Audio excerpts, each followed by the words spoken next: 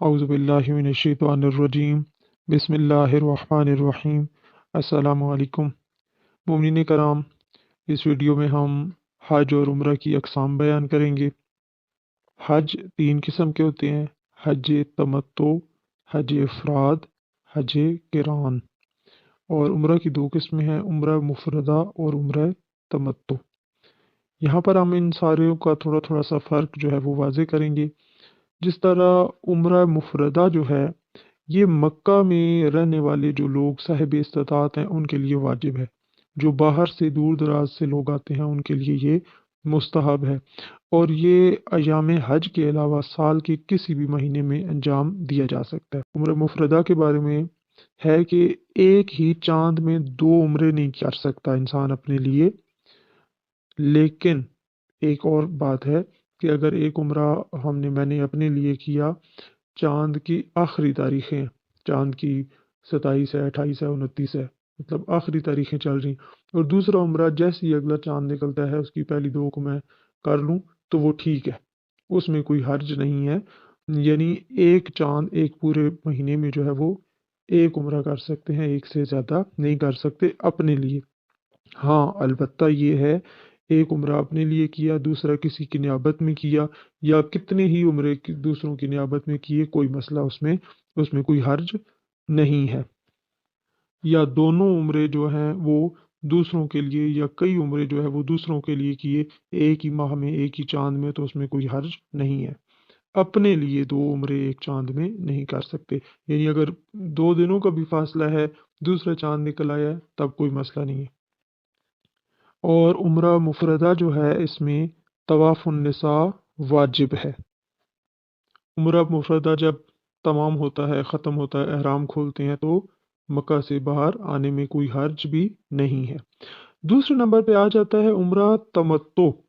عمرہ تمتع جو ہے یہ حج کا ہی ایک حصہ ہے، اور عمرہ تمتع کے بعد حج واجب ہے، اور یہ ضروری ہے کہ عمرہ تمتع جو ہے یہ حج کے جو نزدیک کے مہینے ہیں جیسے شوال، ذوالقعدہ اور ذی الحج، حج کے نزدیک کے دنوں میں عمرہ جو ہے وہ یہ عمرہ تمتع جو ہے یہ انجام دیا جانا چاہیے۔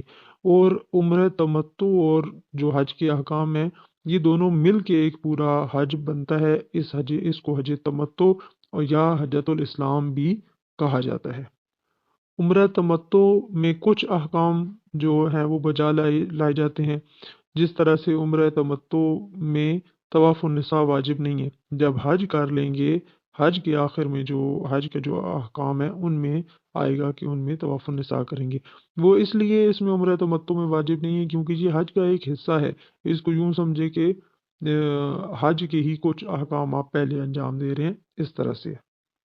اور یہ جو ہے عمرہ تمتع اور حج ایک ہی سال میں انجام دینا ضروری ہے، یعنی اسی سال آپ نے عمرہ تمتع کیا اور آپ فوراً ہی حج انجام دیں گے، یعنی اس عمرہ تمتع کے بعد جو ہے وہ حج کرنا واجب ہے، اور یہ حج کا ہی جز ہے، حج سے الگ نہیں ہے۔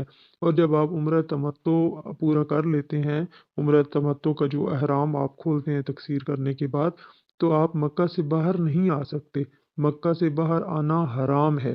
یعنی عمرہ تمتع جو ہے وہ پورا ہوا تو فوراً آپ نے حج تمتع کرنا ہے، چاہے 1 مہینے کا فرق ہے، چاہے 10 دن کا فرق ہے، چاہے جتنا تھوڑا فاصلہ ہو اتنا بہتر ہوتا ہے، تاکہ اس کے فوراً بعد حج کریں اور وہ جتنی پابندیاں ان سے آزاد ہیں۔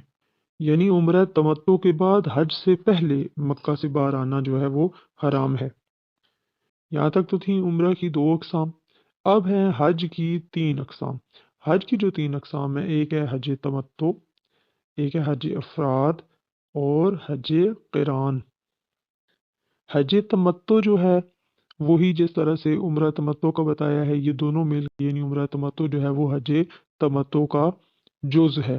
اور حج تمتع جو ہے اس کو حج الاسلام بھی کہا جاتا ہے۔ یہ باہر سے آنے والے جو لوگ ہیں، جو مکہ سے تقریباً 16 فرسخ کے فاصلے سے زیادہ دور ہیں، ان کے لیے واجب ہے حج تمتع۔ لیکن جو مکہ کے نزدیک رہتے ہیں، مکہ کی گرد و نواح میں 16 فرسخ کے اندر اندر جو رہنے والے لوگ ہیں، ان کے لیے حج افراد اور حج قران واجب ہوتا ہے۔ یعنی ان کے لیے حج تمتع واجب نہیں ہوتا، ان کا جو فریضہ ہے وہ حج افراد ہے یا قران ہے۔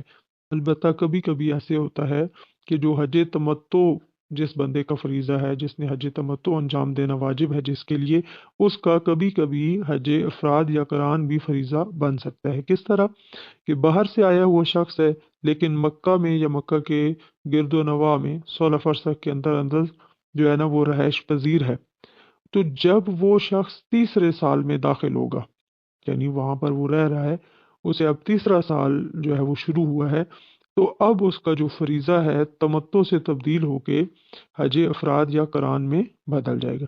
یعنی اب اس کے لیے واجب نہیں ہے کہ وہ حج تمتع انجام دے، بلکہ حج افراد اور حج قران کو وہ انجام دے سکتا ہے، ان دونوں میں سے کوئی حج، کیونکہ اب وہ اس چیز میں شمار ہونے لگ گیا ہے کہ وہ مکہ کے رہنے والا ہے یا مکہ کے گرد و نواح 16 فرسخ سے پہلے پہلے کا اندر اندر کی جو حدود کا رہنے والا ہے۔ اس لیے آج کے لیے بس اتنا ہی۔